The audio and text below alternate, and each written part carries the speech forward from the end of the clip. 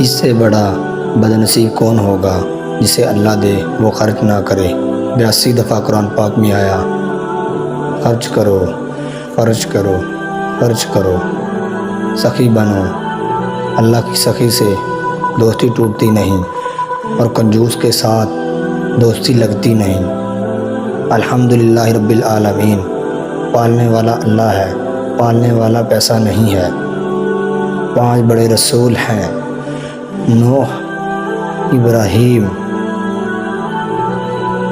موسیٰ، عیسیٰ، محمد صلی اللہ علیہ وسلم، صلوات و تسلیمات۔ عیسیٰ علیہ السلام کہنے لگے، یا اللہ میں اپنی ماں مریم کا بھی سوال نہیں کرتا، میری جان پہ جا۔ اور میرے نبی کہے گا، یا اللہ میری امت کو بچا لے۔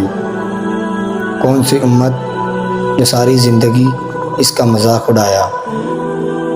میری بات غور سے سنو، دنیا کا سب سے بڑا رشتہ خاوند اور بیوی ہے، سب سے مقدس رشتہ ماں باپ ہیں، لیکن سب سے بڑا رشتہ خاوند اور بیوی ہے۔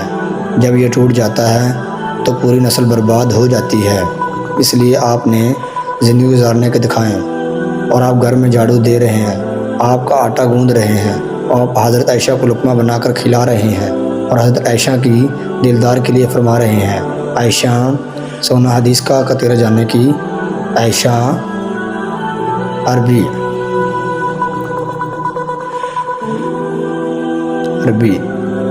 عائشہ، مجھے جب سے پتہ چلا نا کہ تو جنت میں میری بیوی ہے تو مجھے تو مرنے کا شوق لگ گیا ہے۔